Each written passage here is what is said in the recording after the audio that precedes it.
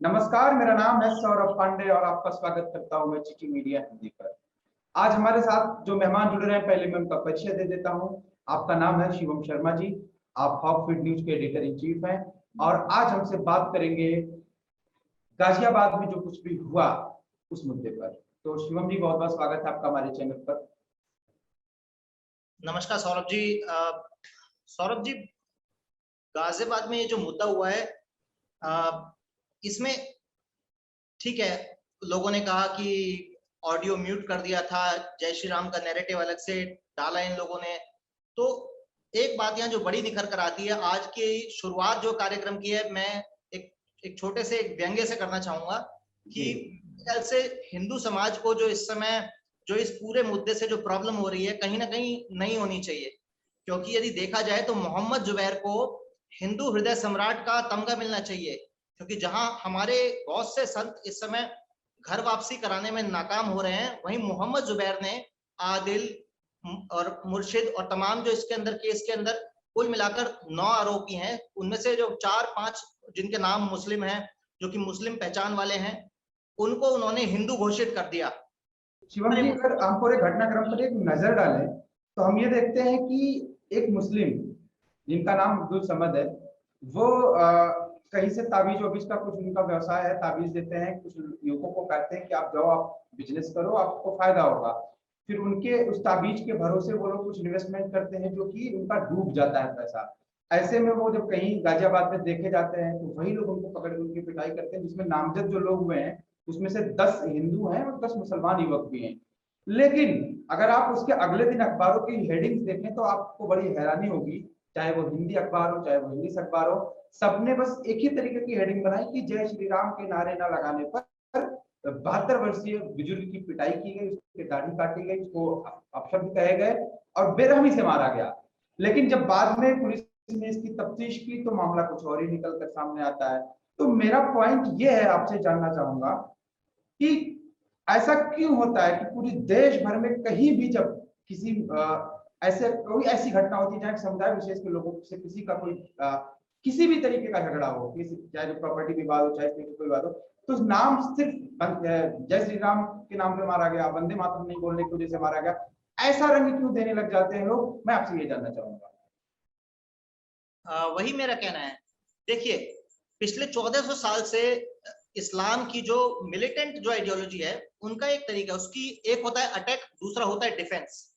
तो जब दंगे होते हैं तब भी अपने आप को विक्टिम के रूप में प्रस्तुत करना, जब दंगे नहीं होते हैं तब ऐसे छोटे छोटे मामलों के द्वारा अपने आप को विक्टिम के रूप में प्रस्तुत करना। तो इससे दो फायदे हुए, कहते हैं किलिंग 2 बर्ड्स विद 1 स्टोन। तो एक तो ऐसा करने से जो उनका फायदा हुआ कि अपने आप को विक्टिम घोषित कर दिया, और दूसरा फायदा ये हुआ कि जो अपना ओपोनेंट समाज है यानी कि हिंदू समाज, उस समाज को, जो कि मतलब कोई परिचय देने की आवश्यकता नहीं है कि हिंदू समाज कितना शांति प्रिय समाज है, लेकिन उसके बावजूद भी हमको उग्रवादी के रूप में घोषित करना। और हमारी जो रिलीजियस आइडेंटिटी है भगवान श्री राम, जो हमारी नेशनल आइडेंटिटी है वंदे मातरम, इन नेशनल और रिलीजियस आइडेंटिटीज को उग्रवाद के साथ, एक्सट्रीमिज्म के साथ, एक नेगेटिविटी और एक होप के नैरेटिव के साथ जोड़ने में उनका बेनिफिट है। और दूसरा जो मैंने बताया कि साथ ही साथ स्वयं को विक्टिम के रूप में घोषित कर देना, तो ये तो साहब दोनों हाथों से मलाई खा रहे हैं ऐसा करके। तो इससे बढ़िया नैरेटिव उनके पर्सपेक्टिव से मैं नहीं समझता कुछ और होगा। और रही बात इस नैरेटिव को फैलाने में जो इकोसिस्टम इनके पास है, मैं आज काफी सारी न्यूज गो थ्रू कर रहा था इसी विषय से संबंधित, तो मैंने एक चीज जो मैंने पैटर्न नोटिस किया कि जैसे राहुल गांधी ने बोला कि मुझे ये जानकर हैरानगी है कि सच्चे राम भक्त कभी ऐसे नहीं हो सकते, और उन्होंने नवभारत टाइम्स का एक आर्टिकल कोट किया। तो पहले क्या होता है, चाहे जैसे हम अभी एक अयोध्या में श्री राम जन्मभूमि ट्रस्ट में घोटाले की बात आई, तो पहले सभी बड़े बड़े समाचार पत्रों ने, न्यूज वेबसाइट्स ने, न्यूज चैनल्स ने ये खबर चलाई कि राम मंदिर जमीन में घोटाला। और जब इसका घोटाले का जब पर्दाफाश हुआ तो उस न्यूज को बहुत डाउन प्ले करके चलाया। तो मीडिया में इकोसिस्टम वामपंथियों और इस्लाम का जो मिला जुला जो एक जहरीला कॉम्बिनेशन है, उसी के कारण यह है। और इस नैरेटिव से तो उनका चारों तरफ से, मैंने जैसे बताया कि आपको फायदा है कि डिफेंस भी हो जाता है और अटैक भी हो जाता है। शिवम जी, आपने एक शब्द का जिक्र किया, वामपंथी और इस्लाम का जो कॉकटेल है। मैं आपसे ये एक चीज और जानना चाहूंगा कि जहां भी इस्लामिक राष्ट्र हैं वहां वामपंथ का कोई अस्तित्व नहीं है, और जहां वामपंथ की विचारधारा वाले राष्ट्र अस्तित्व में हैं वहां इस्लाम का कोई अस्तित्व नहीं है। तो इंडिया में आकर के ये ऐसा दुर्लभ संयोग कैसे हो जाता है, ये मुझे जानना है। देखिए, वामपंथ एक ऐसी विचारधारा है जो एक स्वतंत्र माहौल में, एक विकसित माहौल में पैदा होती है। अब एक ऐसे माहौल में, एक ऐसे इकोसिस्टम में जहां पर वामपंथ को ऑक्सीजन ही ना मिले, चाहे हम उदाहरण के लिए बात करें, किसी भी मुस्लिम देश की आप बात कर लीजिए जहां पर किसी भी तरीके से डेमोक्रेसी है ही नहीं, जब किसी देश में लोकतंत्र ही नहीं होगा तो वहां वामपंथ जैसी विचारधारा कैसे पैदा होगी। और जो वामपंथी देश हैं वो सही मायने में वामपंथी देश नहीं है। आप रशिया की बात करें, आप चाइना की बात करें, तो यहाँ पर जो वामपंथ है वो केवल दिखावे का है। जी। क्या आप इस बात को मानेंगे कि अमेरिकन जो वामपंथी है वो हमेशा कैपिटलिज्म के विरोध में रहते हैं?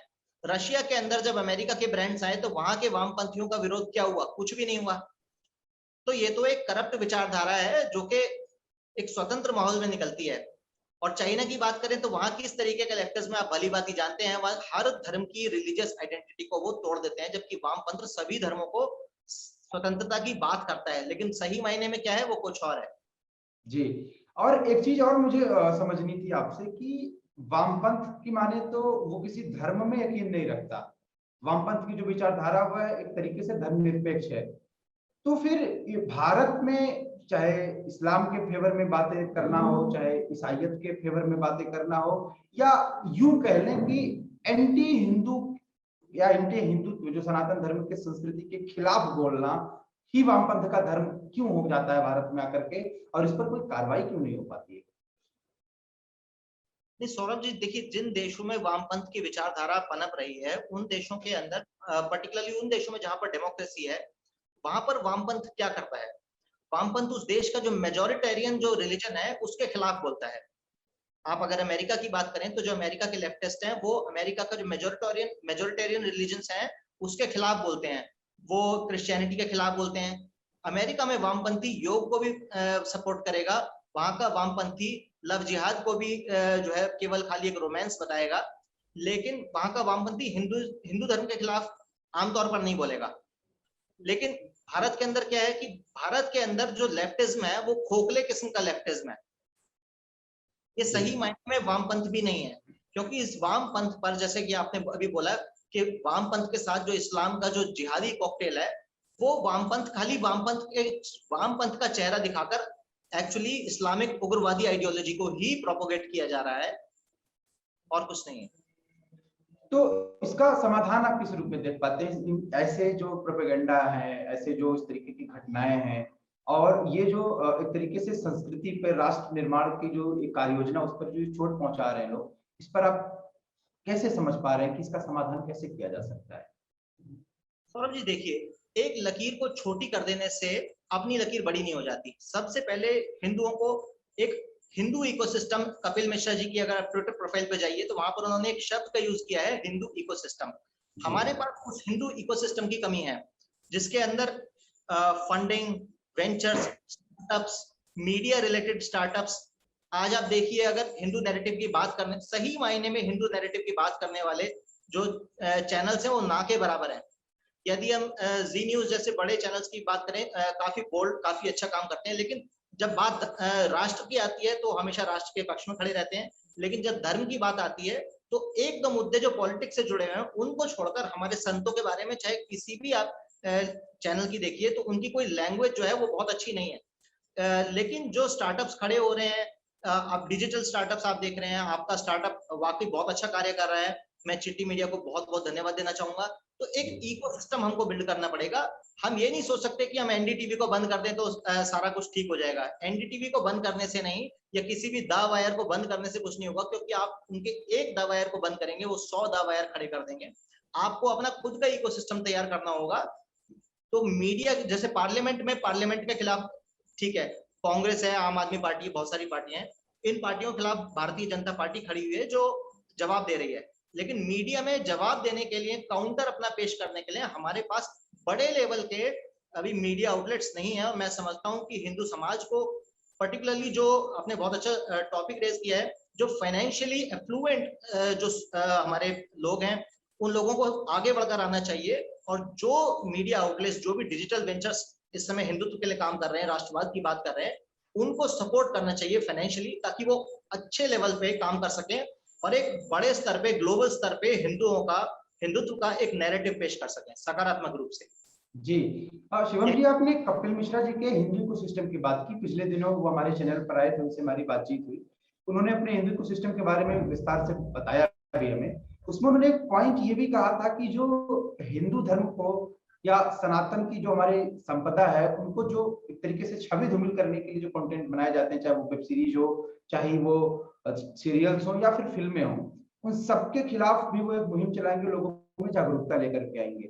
लेकिन इसमें मैं एक जिज्ञासा मेरे मन में आती है कि पिछले कुछ दिनों में जितने भी फिल्म प्रोड्यूसर्स, फिल्म डायरेक्टर्स या एक्टर्स जो राइट विंगर जिन्हें आप कह सकते हैं, या यूं कहें जो राष्ट्रवाद की बातें करते थे, या जो एक तरीके से अभी मौजूदा सरकार के प्रो में बातें करते थे, वो कहीं गायब हो गए, उनको काम मिलना बंद हो गया, इंडस्ट्री से वो बहिष्कृत हो गए हैं। वे सिर्फ ट्विटर, फेसबुक पे अपनी बात रख सकते हैं, लेकिन वास्तव में कंटेंट क्रिएट करने के योग्य नहीं बचे हैं। तो फिर ऐसे में ये इको सिस्टम जिसकी वकालत आप भी कर रहे हैं, कैसे फलीभूत हो पाएगा? मुझे इस चीज को समझना है, क्योंकि जब जो जो लोग करना चाहते हैं उनको काम मिलने बंद हो जाएंगे, जो लोग करना चाहते हैं उनको कोई सीरियसली लेगा ही नहीं, तो फिर तो बड़ी मुश्किल नहीं हो पाएगी। यही तो इकोसिस्टम है। अगर आप दूसरे के इकोसिस्टम में बैठकर काम करेंगे, यानी बॉलीवुड हिंदू इकोसिस्टम का हिस्सा नहीं है। अगर आप दूसरे के, बॉलीवुड आप जानते हैं भली भांति, मैं किसी रिलीजन को टारगेट नहीं करना चाहूंगा, फिर भी बड़े सिंपली एक बात कहूंगा कि दाऊद इब्राहिम और तमाम जो दुनिया भर की जो ब्लैक मनी की फंडिंग बॉलीवुड में होती है, वो किसी से छिपी हुई नहीं है। तो वहां आप दूसरे के इकोसिस्टम में बैठकर अगर आप अपनी जॉब सिक्योर करने की बात करेंगे, तो वो पॉसिबल नहीं है। तो अगर ये एक हिंदू इकोसिस्टम के तहत हमको एक मीडिया, जैसे मैंने बोला कि डिजिटल न्यूज से रिलेटेड स्टार्टअप है, साथ ही साथ film, short films, web series, OTT platforms के भी स्टार्टअप्स खड़े करने पड़ेंगे, ताकि जो राइट विंग का नैरेटिव पेश करने वाले लोग हैं, जो इस देश के अंदर हिंदुत्व का नैरेटिव पेश करने वाले लोग हैं, उन लोगों को सबसे पहले एक तो रोजगार मिल सके। तो इकोसिस्टम जब हम बात करते हैं, तो खाली एक मैसेज नहीं सेंड करना है, साथ ही साथ जो हिंदुत्व के लिए जो लोग काम कर रहे हैं, उन सभी लोगों को रोजगार भी मिलता रहे। तो जब लोगों को रोजगार भी मिलता रहेगा और आपका सिनेमा भी बनता रहेगा, तो इससे बढ़िया क्या हो सकता है? इकोसिस्टम का यही काम है। और उसकी रूटीन फंडिंग लेके आना बहुत आवश्यक है कि सभी लोगों के पास एक प्रॉपर तरीके से एडवर्टाइजमेंट्स का एक प्रॉपर चैनल हो। आज आपके देश में अगर डिजिटल स्टार्टअप कोई चलाते हैं, तो आप इस बात को भली भांति जानते हैं कि विज्ञापन से ही अर्निंग होती है, और वो विज्ञापन का जो प्लेटफॉर्म है वो भी विदेशी है। तो किस तरीके से काम चलेगा? आपको एक स्वदेशी विज्ञापन प्लेटफॉर्म भी बनाना पड़ेगा गूगल की तर्ज पे, जो मैं समझता हूँ कि बेहद आवश्यक है। यदि ऐसा हो जाएगा, तो आप समझिए कि हिंदू नैरेटिव ग्लोबल स्तर पर जाएगा। जी, जो घटनाक्रम हुआ उसके बाद कुछ नामचीन हस्तियों पर एफआईआर किए गए हैं, ट्विटर इंडिया पर भी एफआईआर किया गया है। तो ये जो कार्रवाई हुई है, इससे आप संतुष्ट हैं? आपको लगता है कि ये कार्रवाई पर्याप्त है ऐसी कृत्यों के लिए, या इससे भी कोई कड़ी कार्रवाई होनी चाहिए? देखिए, कार्रवाई की अगर बात करें तो एक जमाना था जब इस देश के अंदर कार्रवाई भी नहीं होती थी ऐसे मुद्दों पर, ये मुद्दे ही नहीं होते थे सबसे पहली बात तो आज आपके हिंदू नैरेटिव का कमाल है कि ये बातें मुद्दा बन पा रही हैं और इन पर एफआईआर भी हो रही है। दूसरी बात, तो कहीं ना कहीं ये हिंदुओं की जीत है। लेकिन क्या ये कार्रवाई पर्याप्त है? मैं कहूंगा शायद नहीं, क्योंकि इस कार्रवाई में हमने कुछ छोटे बंदों को पकड़ा है। जैसे मोहम्मद जुबैर की बात करें, हम बात करें सबा नकवी की। सबा नकवी को आजकल कोई पूछता भी नहीं है टेलीविजन शोज के ऊपर। एक जमाना था कांग्रेस के समय, जिस समय ये लोग मलाई खाने वाले पत्रकार होते थे। लेकिन इनके साथ साथ जो सब राष्ट्रीय स्तर के नेता हैं, जिनके पूरे देश में जिन्हें लोग फॉलो करते हैं, चाहे किसी भी सेंस में आप उसे समझिए, लेकिन राहुल गांधी को भी इस एफआईआर में इंक्लूड करना चाहिए था। असदुद्दीन ओवैसी को भी इस एफआईआर में इंक्लूड करना चाहिए था, कि ओवैसी ने तो बकायदा इस मुद्दे की वीडियो तक शेयर करी थी। इसका मतलब वो सीधे सीधे देश के अंदर सांप्रदायिक दंगों को बढ़ावा देना चाहते हैं। तो एफआईआर की जो लिस्ट है, कुछ लोगों को लगा कि काफी लंबी है, पर मुझे बेहद छोटी लगी। इसमें राहुल गांधी और ओवैसी को के खिलाफ भी एफआईआर होनी चाहिए, और मुद्दा केवल एफआईआर तक रुकना नहीं चाहिए। कहते हैं ना, बात निकली है तो दूर तलक जाएगी। तो अरेस्ट भी होने चाहिए, लोगों को दिखना चाहिए कि यदि आप कानून के खिलाफ जाते हैं, इस देश के अंदर सांप्रदायिक माहौल बनाने की कोशिश करते हैं, तो आपके खिलाफ कार्रवाई इतनी सख्त भी हो सकती है कि शायद आपको रिग्रेट करने का भी मौका ना मिले। जी जी शिवम जी, आपने हमसे बातचीत की, इसके लिए आपका बहुत बहुत शुक्रिया। और उम्मीद करता हूँ हमारे दर्शकों को भी आपकी बातचीत बहुत पसंद आई होगी। और दर्शकों से मेरी गुजारिश रहेगी कि कमेंट सेक्शन में हमें जरूर बताएं कि शिवम शर्मा जी से ये बातचीत उनको कैसी लगी, और इस वीडियो को ज्यादा से ज्यादा लोगों तक शेयर भी करें, ताकि और भी लोग इन वीडियोस के माध्यम से जागरूक हो सकें। और एक बार फिर से आपका बहुत बहुत धन्यवाद। जय हिंदू राष्ट्र। Namaste. Please remember to subscribe to us and switch on the notifications for this channel. For our other social media links, more content, and to support our work, please visit citti.net. Dhanyavad. Namaskar.